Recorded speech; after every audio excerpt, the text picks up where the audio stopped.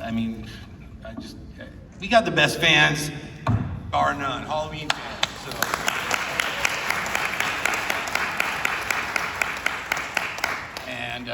So, of course, something like this takes a lot of work, and I think that's why I decided to do it every 5 years, because it takes that long to forget how much work. But there's a lot of people to thank. So, real quickly, Horror Hound, give it up for those guys. They knocked out of the park. And my team at Trancas, Tom Milcar, Hunter, and Ryan Freeman, executive producer, he killed it for this thing, so.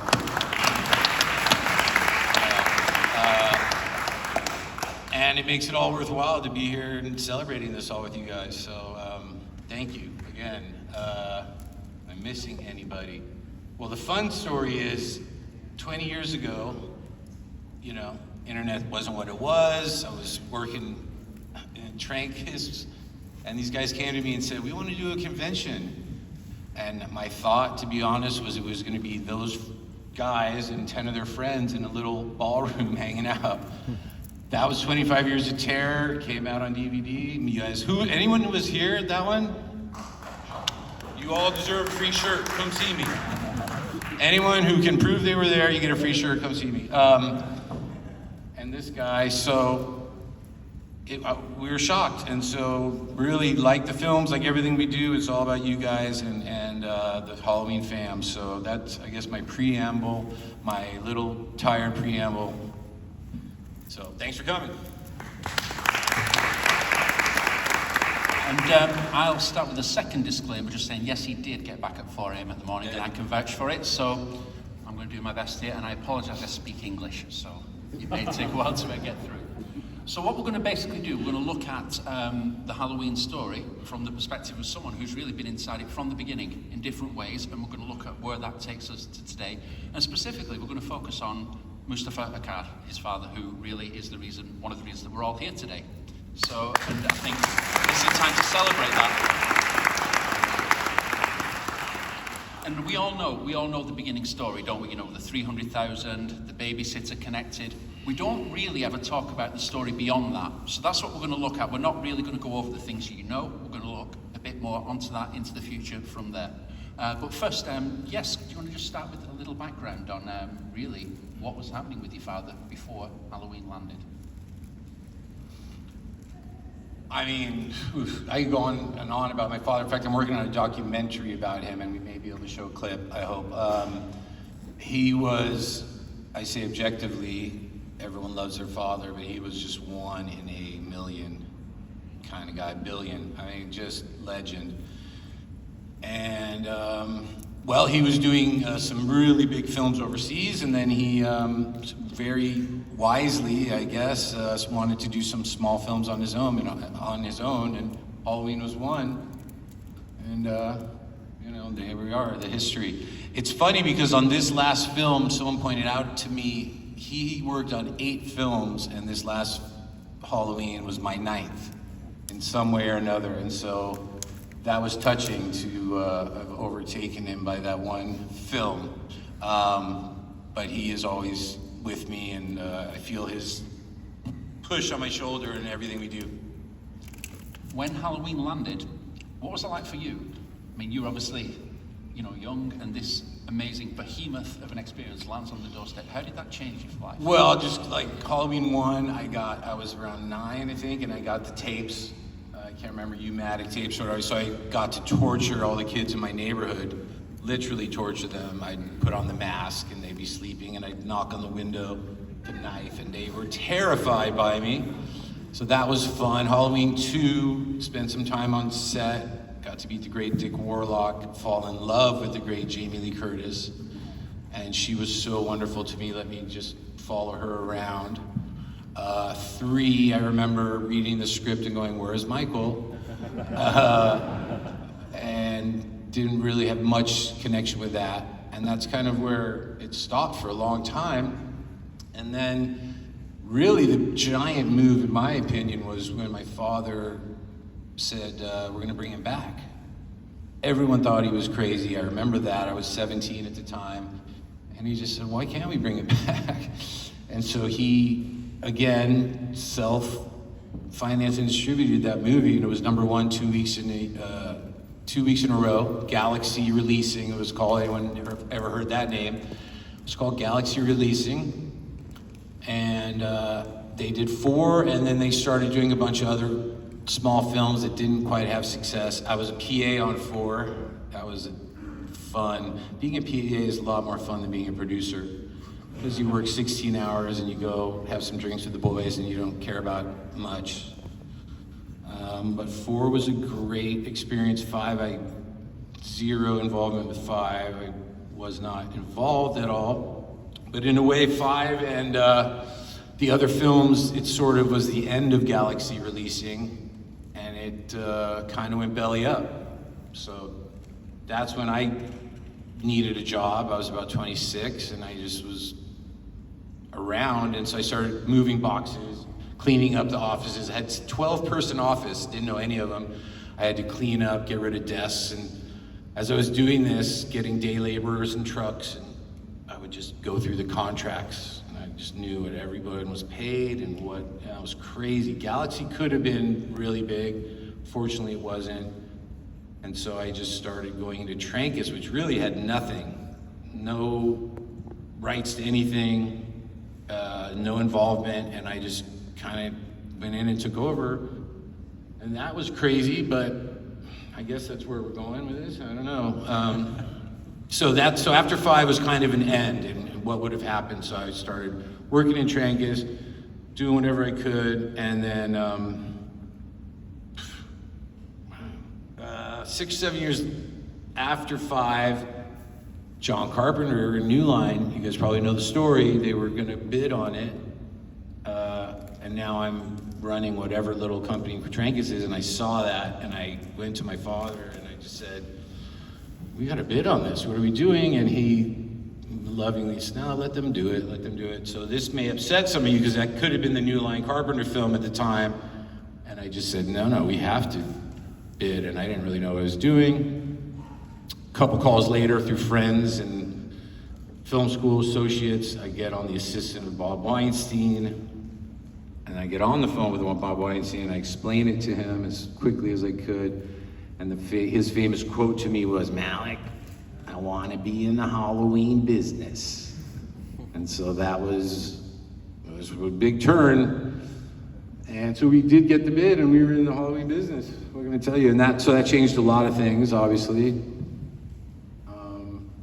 So just kind of rambling a little bit. Another funny story. So I negotiated this deal with Bob, and now I have to. Just the last thing is get him on the phone with my father. That was the last thing, and it was a great moment. He puts him on speaker. My father was such a classy guy. And they go, and Bob says, Mustafa, it's fucking great. And my father tells him, Bob, we don't need to speak like that. And I had been dealing with him for 2 months now, so I was used to it, and I was thinking, oh no. And okay, Mustafa, well fuck, And my father hangs up on him. And that was my reaction, sitting across the desk, And this was my father's kind of Jedi moment. He just watched. He just kind of waved me off, and I'm freaking out. 2 minutes later, calls back, Mustafa, what happened? Bob, I told you, we don't need to speak that way. Okay. 30 seconds later, it's fucking there, fucking click. Twice in a row, it was just unbelievable. I'm freaking out. Just watch. And sure enough, he calls back, and they had a minute conversation with no swear words, and that was it. So that was very fun. So that started the very interesting Weinstein association that went on for many years. Long time. It seems that after every sort of up, there is a down, isn't there? You've got the 1 and 2, then 3. As much as, I'm sure everyone here actually loves 3 now. For a long time, that didn't have the audience. 4 was a hit, then 5 took it back down again. It's very much a roller coaster. So then 6, interesting, obviously, with the first time you've got the studio involvement. How did that play out behind the scenes?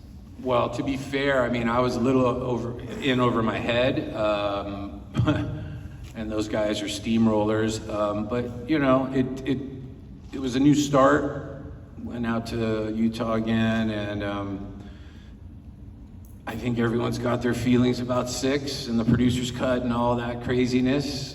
But I will say that when the Weinsteins got bought by, Miramax got bought by Disney, and we were able to do a proper budgeted film for once, and shot it in LA, H2O, got Jamie back, and then so that was, you know, very proud, and, you know, happy with the way that turned out. And started working with Jamie, the great Jamie again. And you got Resurrection, so we carried on the pattern. Resurrection. Well, the pattern with that studio is we would do one film, it would do great. You'll see the pattern. Do a proper budget, does great, and then immediately they say, well, for the next one, you have to do it for half as much. What? So that one was great, and so now I had to go to Vancouver, try and figure out how to do a film for half as much. Okay, Bob. So that was Resurrection. I had a great time in Vancouver. It was wonderful. Busta Rhymes. Yes, I know the karate, kung fu everyone talks about, but I love that man to death. He was wonderful to work with. And the fun story about Resurrection. So we were on the rooftop scene, Jamie's death, and I told her, I said, Jamie, just let's make it kind of blurry, maybe you walk away, you know, let's leave it open-ended. And she said, Malek, I've done 4 Halloweens, and that's it. So I said, okay. And, but that was really cool, because when she was hanging, and we're all on set, she's hanging next to Michael, and she said, I should kiss him. And that's the kind of cool, you know, I still think about that. It's the kind of cool stuff Jamie does on set, and she's so amazing. So she came up with that. We were standing there. We were just like, yeah, kiss him. And so anyway, never say never, Jamie. But we'll get to that. So yeah, that's Resurrection. And then somewhere in there, Halloween 1. So I never thought I'd do 9 films. I never thought it's crazy.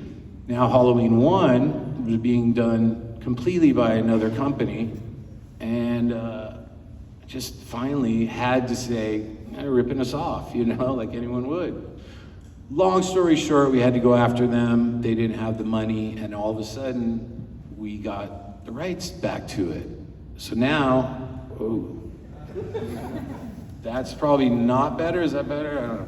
Anyway, so we got the rights back to 1, and so now we're producing them, and me, kind of, and we're doing Halloween 1, and Halloween 1 wasn't really doing anything, so now that's a lot to take on. And here we are 30 years later, and dealing with people like the great John Carpenter, Jamie Lee Curtis, and these people. So we got that, and all of a sudden Halloween just took over my life. So after Resurrection then, Yeah. there was the limbo period, wasn't there? We had lots of iterations or rumours, Halloween 9, and also another Halloween 9. Yeah. What happened in that period, and what led to the decision to not go 9 and to start the ball rolling again? Yeah, well, we were trying to do a 9. To be honest, it was just getting really difficult with the storylines. Who's a relative, you know, it just got a little hard. And so we were trying to do 9.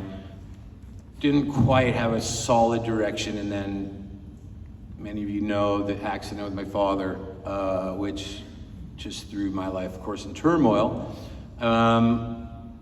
And it was one of those moments that I do give Bob credit for, because I just called him and said, Bob, I can't even think about anything else for the next 6-9 months, something like that. When I went back to him, though, another thing I give him credit for is I just said, that's got to be the Mustafa Akkad era. We're starting new. We need a big budget. We're going big. And he got it, and he agreed. And I'd also give him credit for bringing Rob Zombie. So that was a wonderful production here in LA, full, good budget, like one of the best productions I've worked on, just a breeze. And everyone on that film was fantastic. And I'm very, I don't like to use the word proud, but I guess that's a big moment in my career, was that Halloween, where first with Rob Zombie. Just amazing. And then here's the pattern. Bob Weinstein says, okay, the next one you get half as much money. And I'm learning my lesson because it's going to come up later, but I still at that, okay. So this time I take it, the next one, we take it to Georgia, and we do it obviously cheaper, and we had a lot of problems. We had some difficulties on that one. But that was kind of the return. It was significant to say, hey, Halloween's still here, and we did those two, and you know, it was, I like those movies a lot. I'm a big fan, particularly the second one, as you know. Yeah. So, but yes. So in a way then, you've got almost different continuities developing. What led to the decision then? Obviously you have the period in limbo, again, after Halloween 2. Let's actually look at that first. What happened before we get Blumhouse involved? We've got all that period after with lots of attempts like Halloween Returns and scripts in the ether. Rumours of filming in Eastern Europe for Haddonfield. Half the budget. Yeah, you What happened? You guys know a lot of the stories better than me at this point, but I call it sort of the 6 years of attrition because we couldn't agree. And there were starts and stops, and there was Halloween 3D. We were fully crewed up, almost, a crew in Shreveport, and I was a week away from flying down to meet my crew. And Bob pulled we're moving too fast. Okay. So that didn't happen. And over those 6 years, there were stops and starts, and some great filmmakers I wanted to work with didn't get the chance, and some horrible pitches. Someday I'm gonna publish these pitches that were so bad. The point of it all was I was, for 6 years, saying no, resisting this. And at the end, it became, we had Halloween Returns. Yes. And we finally get a script. I got to the end. Bob Weinstein again, you're gonna do it for 7.2, just a random number. Have you read the script? Yeah. So I did 3 budgets. First started in Louisiana, full budget, full crew. We're at 8.5 or something. And no, it's gotta be 7.2. Go to Bulgaria. Bulgaria. The most iconic Americana horror film of all time. I said, not going to Bulgaria, Bob. Okay. So then I did a budget in upstate New York, and I got unbelievably to get closer now. I think I was right around 8. No, it's got to be 7.2. Okay. And then he said, "What about Serbia?"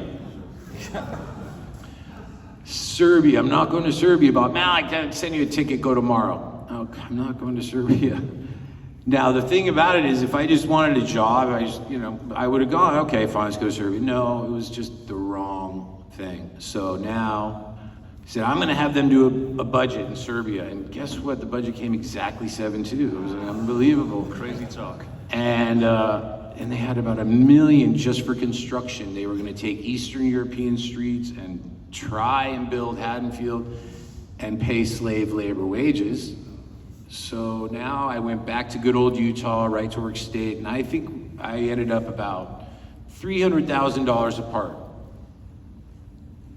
7.2, I can do it in the US for 7.5. I said, Bob, that's $300,000, it's Halloween, you know? And he said, yeah, but I gotta write the check. So we didn't agree, and this is going on, and that's the period that I was saying no, no, no. Then, funny thing happened, there was a ticking clock, and they were about to lose it. So it gets interesting at that point. And how did you get it? Well, if we're allowed to ask these questions, because I've got to... I remember I was going to the Saturn Awards, and I get a call on a Friday, and it's Bob. He said, Malek, I'm sorry to do his accent, everyone does it. Everyone does it. But Malek, I'm gonna put someone in the Michael Myers mask and have them shoot around Hollywood. And I knew it, he's trying to start physical production, we call it. He's trying to say that he started filming. And so now I know what's going on, and I learned my lesson about doing half the budget, so I'm just waiting him out, and I just said, Bob, that's silly. And lo and behold, there was a ticking clock on them that if they didn't start production. So we stopped that, and he said, well, he was not serious about it. Long story short, we waited out the ticking clock, and I got in touch with Miramax, who at the time was only 3 people, employees. There was nobody working at Miramax. Really wonderful people, though, just a small team, and I was in touch with them very closely, and Ryan and I, and we were just hold firm, because Bob's gonna offer anything he can. He's gonna try and get this, and Bob's assistant was telling me, don't worry, Bob will get it. So we were just like this, you know. And finally, I think it was about a month later, get the call, they were out for good. Bob off. And I have a little bar in my office. I've never used it, but it's cute little, and that day, I think I called everyone in, and we did a shot, and we're like, yes! Hallelujah! Freedom. And this is, I credit to some guardian angels I have, I guess, because that was incredible. And everyone knows what happened later, and Halloween as a franchise would have been sinking on the Titanic that was. And that was like 6 months later that scandal broke. It was a miracle that we got out. And so then my first call was to great John Carpenter, a visit. I went over to John. For some reason, the Weinsteins didn't want to work with John. That kind of annoyed me. So he was the first guy I went to. John, you're involved, whatever, however this turns out. And John, the legend, the Maverick, said, okay. Just fucking love that guy. And then Jamie texted me herself, and she said, is it time for Laurie Strode to come back? Wow. So I have those in my pocket, and Miramax is a company that's just not able to do this. So now the conversation came, well, who do we partner with? And thus the partnership with Blumhouse. How did you determine the direction on that? I mean, simply it was, Miramax couldn't finance or distribute, they just weren't of that size. So now we were looking at other studios that could, and at the time, of course, and you know, for good reason, Jason, legendary horror producer, I mean, that guy's killing it. So it made sense, and he had to deal with Universal.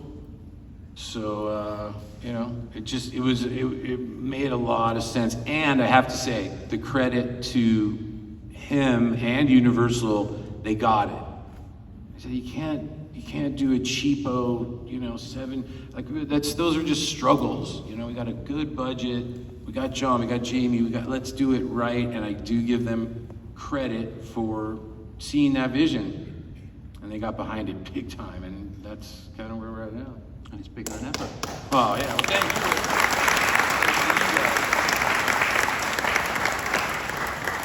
And just something I would add to that. 20 years ago, Anthony Massey sat on a stage in the building over there with your father.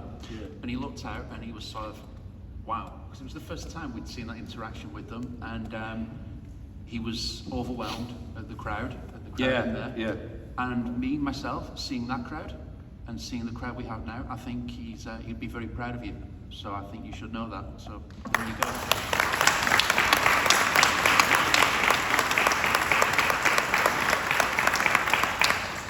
Yeah, it's interesting relationship with that great man. I wasn't that close to him growing up. I'm a West LA guy. I wanted to surf and play in rock bands, and he's a very dignified man from Aleppo, Syria. And so, you know, but when we did start working together, that's kind of when we rekindled it was like a colleague, but also my father. So we rekindled it through Halloween in a way. And like I said, I've been working on this documentary. We're going to show a clip, and I think as Halloween fans, I don't know how much of you guys know this incredible story of what he went through, and that the sort of reason kind of why we're all here. So, yeah. And we should have questions. We have, you know, sorry my rambling. It's like, what time is it? But it's just happy to see all you guys here. And that's now with these 3 films, thanks to you guys, have done really well. And so now we're at another turning point. And man, you know, I will say this, with a lot of great help, we did 3 rather ambitious films in 5 years through a pandemic. And I don't have a black hair left on my head. So that's, you know, kudos to all the amazing people. It's tricky, and it's just there. We had the best crew. I mean, just David Gordon Green. It was all a pleasure, but a struggle at the same time. Do we have any questions then? Do we have? I don't know how you. There's mics, right? You just yell. You're just going to shout it out. You, sir. Yeah. You should have a mic or something. Sadly. Two things. First of all, if you do another movie, I think the natural progression of your film is called Smith Road. Oh, again, no, we're not taking pictures. No. Believe me, I've heard that one and I've heard 1,000 others. Oh boy, I'll tell you, here's a fun one I heard. Go on, do you leave the pitch first? He's got a pitch here to tell you though. I think we're going to hear this. 1 second. No, go ahead. No. Here's one I've heard unbelievably horrible pitches. Just the worst. But here's one that I remember. And I don't even want to say who it was from. But anyway, it was called Halloween Bloodlines. And Laurie Strode donates her blood. See where it's going? And anyone who received her blood, Michael's going after her.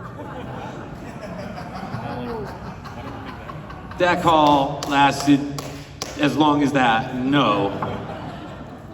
And that, you know, there's just so many. But anyway, so sorry to cut you off, sir. The next part, sorry.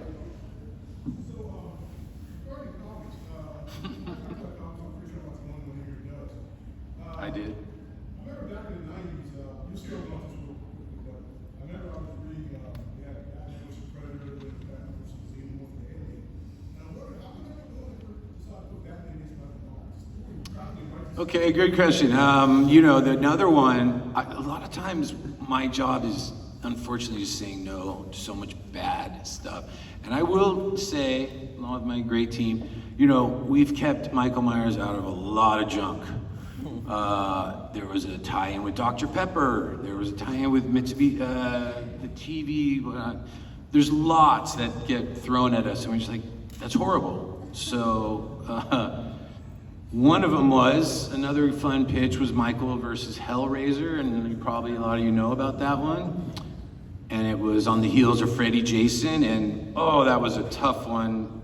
Not for me, but it was a fight. Come on now, I'm gonna do it. You guys can guess who that was. Come on now, you're doing it right. Michael Freddy. I mean, Michael had Pinhead. Come on. I said, absolutely not. Michael is here, and of course I'm biased. And so that was another big no, and another. During that period of just saying no to a lot of bad pitches. So anyway, anyone else want to go forward? We'll just jump up to the front and let's do from this, then we don't have to shout across the room and hope for the best. Yeah, right on. All right, you sir. Mine's real quick and easy. I was just curious with the popularity of video games lately, especially horror movie video games, was there any ideas or thoughts or interests? Absolutely. Good questions asked about video games. We have a lot of stuff lined up, guys, and part of my superstition is I don't like to talk too much about it before it happens. But let me just say, as Halloween fans, it's going to be a fun couple years. So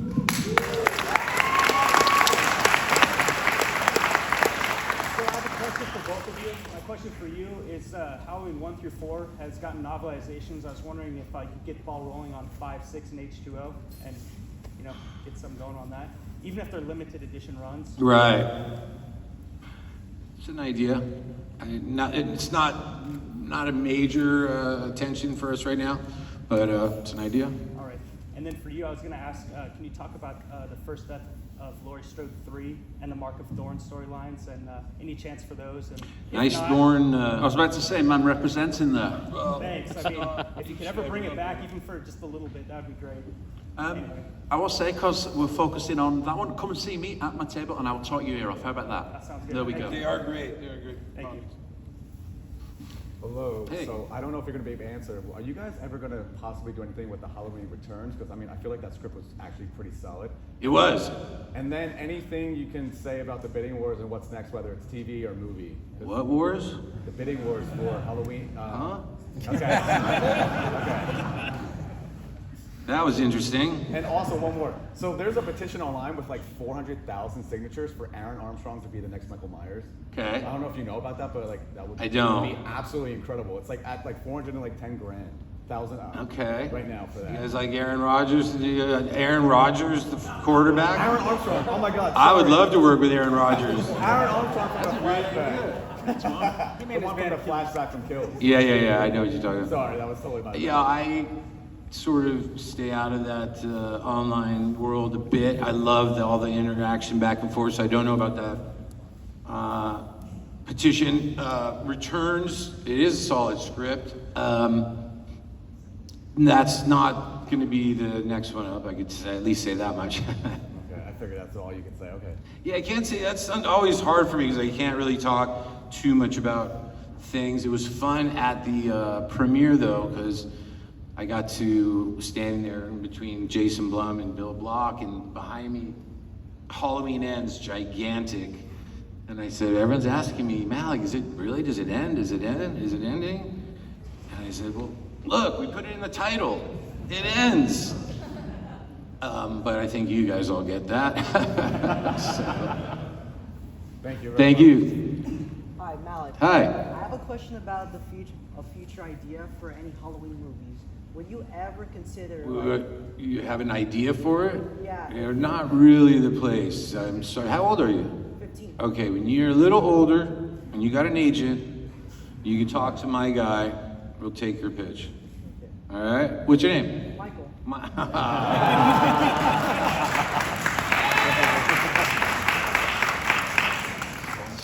That was perfect. And I met you earlier, right? Yeah. All right. Sorry, but I can't really talk about that. But that's why, this is why this is going to be the least attended panel. But thanks for your question. Would you ever consider? He's going to do it anyway. Listen, I'll tell you something though, Michael. We have considered everything.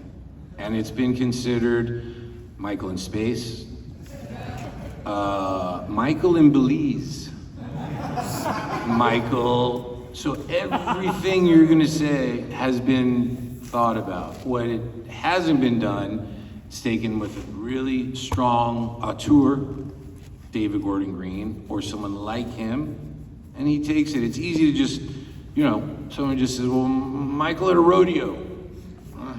But if David Gordon Green tells me that, oh, now I'm listening. So everything's been considered, and we're considering everything, but I appreciate you. Thanks, brother.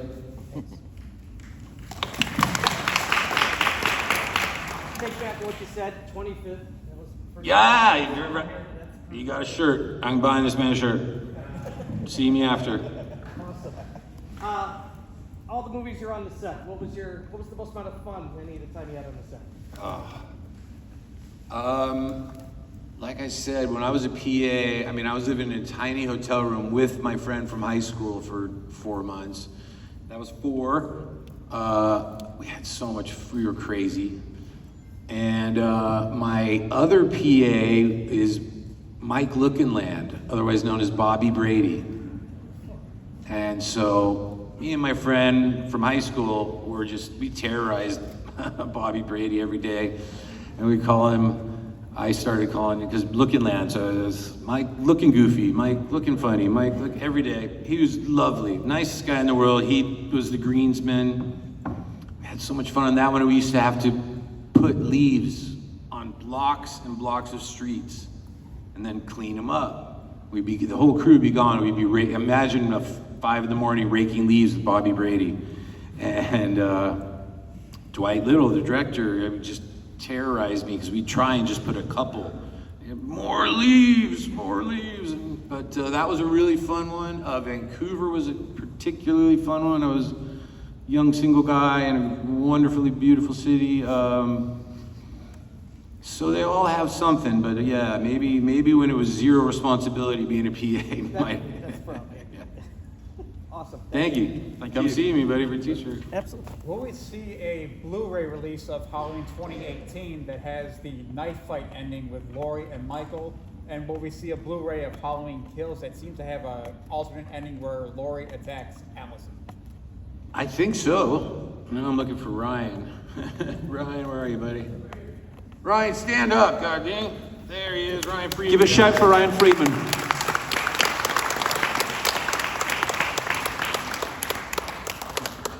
Come on up. Oh, that's my guy right there. But you know, they all eventually will come out, you know, and technically that's kind of Universal's call, and so when I get asked that question, I go right to this man. Let's hear it.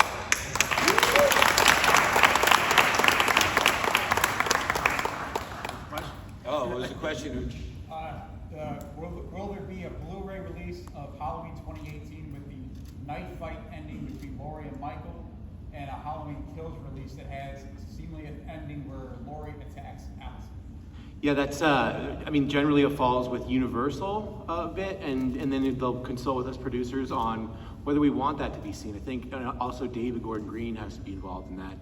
Ultimately, it's his film and what he wants the public to see, but they understand that there's things that at one time thought was a good idea, and so I think it's a conversation, but they want the actual film as it was displayed to the fans to be seen for a while, and then we'll usually get around to those extra elements later. Were you here when I was talking you up earlier? I was. Okay, good. Doesn't happen often. Go ahead. I was wondering how's it been working on the most recent trilogy? It was challenging, exciting because we were with a lot of new entities. Obviously, Universal knocked it out of the park with their promotion and marketing, and so that was, you know, it's like slowly, it's kind of ascended from, you know, Halloween 5, which could have technically been like a direct-to-DVD film, to like now we're working with Universal, Blumhouse, all that. But the crew is just incredible. One of the best crews I've ever worked with, bar none. And the difficulties of a pandemic, lockdown, all that. So it was rewarding, I would say, to be able to get those out to people in those, you know, that time. And we all went through it, and it was just great to be able to work through it.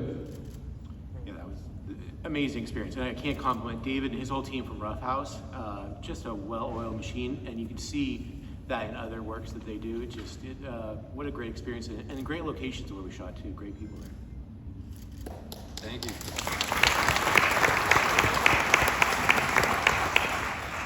Love all these shirts. Yeah, rocking it. Yeah. What is your favorite memory on the new Halloween films?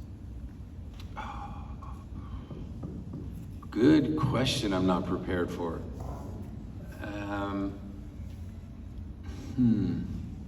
I remember going out with Jim Courtney after we finished shooting the reshoots, and we got really drunk after we did that. And the nice thing is that, you know, he gets kind of mobbed now with a lot of places he goes, and so it was nice being able to operate with anonymity and have fun with him, and that was a good bonding experience, but paid for it for a few days later. I would say it goes to Jamie, because 3 films, you know, we didn't know. Actually, in the script, in the original Halloween 2018, she dies. And similar conversation. I said, Jamie, we don't really want you to die. Oh, Malek, I'm doing fine, that's it. And we were shooting, and it's in the script. And I would go to her trailer, Jamie, you know, you're the hero. We don't really want you to die. Oh, Malek, that's it. No. Enough of those trips, and then she goes, oh, maybe I'll talk to David. And then I get a call a day later, and David said, I'm thinking of a way to keep her alive. Yes. So the whole experience with Jamie, I have to say, because she's just amazing. And when you, as a producer, when you get to set, you see the drivers, you go to every department, makeup, hair. All I hear all day, and it's not made up, how amazing is Jamie? Jamie's the most genuine, she's the most thoughtful, we love her. Every department, constantly, all day. And that's wonderful for a producer to hear. And all I can say all day is, I know. And so she is beloved by the crew, and we're always Team Jamie. So I guess that's sort of my memory. Thank you. Thank you. Hello, I have questions about Halloween 4. Why didn't you guys keep Michael with the bandages on for longer? A little bit longer. Ooh, well, again, I was just a PA on that one, but it's a good question. Keep them on longer, the bandages in Halloween 4? It looked more scary than with the mask on. Yeah, well, it's a good look. You're right. The funny thing is, at the first convention, someone asked me, he said, Malek, in Halloween 4 at 45 minutes and 12 seconds. Swear to God. 20 and 20, whatever, and there's apparition, a ghost. What? I had no idea what he was talking about. So I remember the following Monday or Tuesday, and God bless, my father was with me, and we went to that exact 42 minutes 17, and for 2 frames in the chandelier. How did you see this? What the hell? And it was a crew member reflection, just walking. So great. And so whoever that guy is, come see me, because you get a t-shirt too. But that kind of dedication is amazing. So that's a good point. Yeah, it's a good look, the bandages. Thanks. And another one for Halloween 5. After the police shot out, what was the fate of Sheriff Meeker? What was the Sheriff Bleecker. Yeah. Well, 5, I had 0 involvement with. I didn't even, so no answer there, unfortunately. Oh, okay. Thank you, though. What's your name? Daniel. Daniel, thank you, Daniel. Thank you.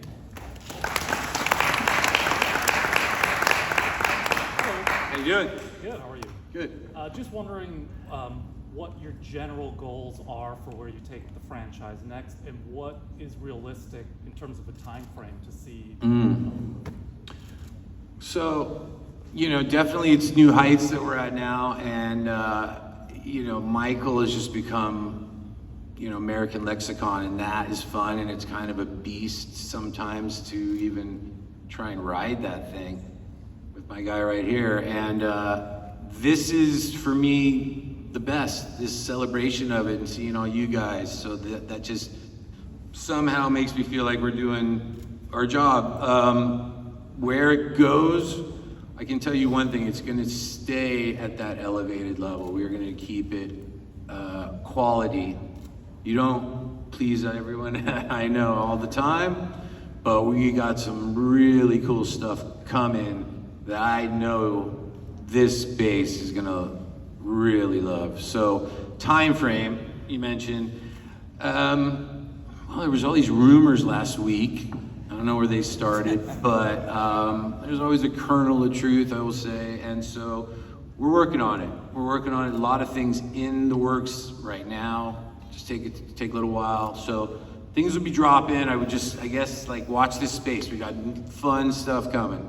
We might have a big one before Halloween, actually, the holidays. So, yeah. Right on.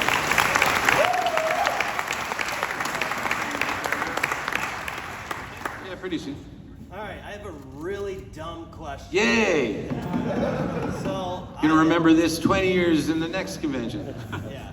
So I ran into you earlier, Malek, and I was telling you I had the pleasure of working a few days on Halloween Ends, working with Corey D. Myers, and I just had a conversation with Corey D. Myers. I said, as a big fan of this franchise, I love Michael Myers, and one of my dream roles as an actor is to portray Michael Myers, but I am not a stuntman, and my dumb question is, does anybody like me, who can do the walk, has the attitude, who really studies the movement and everything about Michael Myers, but is not a stuntman, have a shot at ever playing the role of Michael Myers, or is the answer no?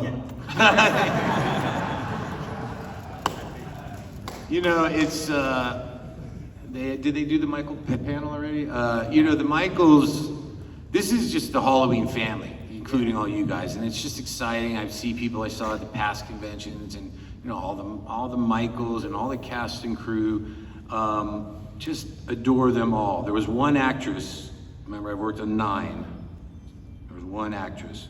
Just a little mystery for you guys. That was a bit of a diva. I'm not going to go there. You guys can all imagine who that was.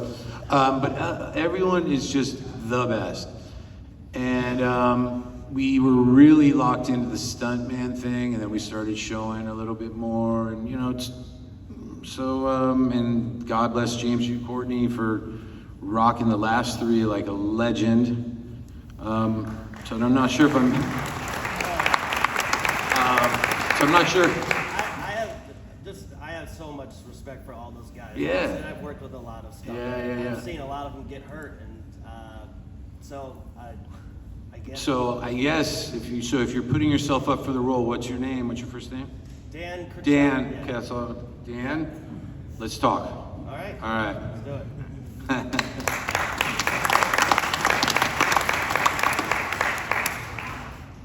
Do you have a favorite Michael kill? Oh, another good question. What's your name? Amber? I'm sorry? Amber? Amber? Amber. Hi, Amber. Do I have better? Well, I guess I mentioned it earlier because it was just so incredible. Was the Jamie and she kisses Michael and falls, and I was right there. I guess I would go with that one. What about you? What's your favorite? I want to say. I feel like it kind of doesn't count because, like, in the new one when the girl's shooting at him, the doctor, and then he kind of kicks the door. I feel Nice. Like it's kind of like, All right, well, we better hurry up a little bit. Amber, thank you. That was a great question. I'll take a couple more, and then I'm going to show you guys this clip because it's a part of my father's story that I think Halloween fans don't quite know, and we'll end it with that. So thank you guys. So go for it. What's your name? Hi, I'm Michelle. Hi, Michelle. Just wondering which Michael is your favorite? Which Michael? Like the actors? Michael Myers, yeah. The actors, I just love them all. That's hard. It's like picking, I don't want to say my children. It's like picking a favorite. They are all, like I said, they're just all such a joy to work with, and they're unique in their own right. Just love working with them. But physically looking, they're all different. They're all great. Sorry. One last one. Let me get these last two guys. Sure, yes. Go. I have a question. When are we going to get a Halloween licensed AAA video game?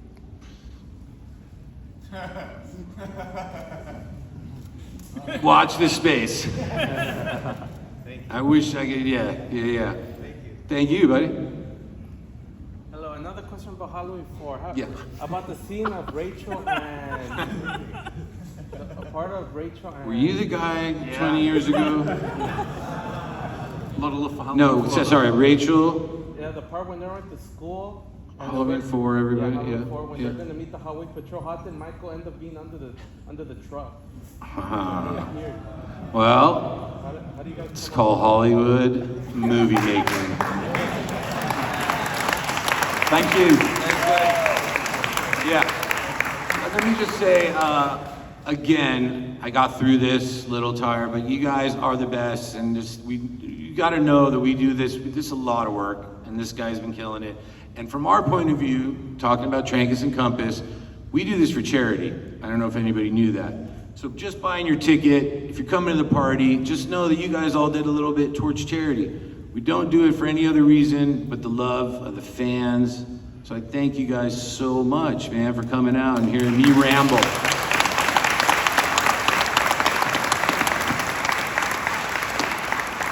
And if you'll humor me, this is, and I'm gonna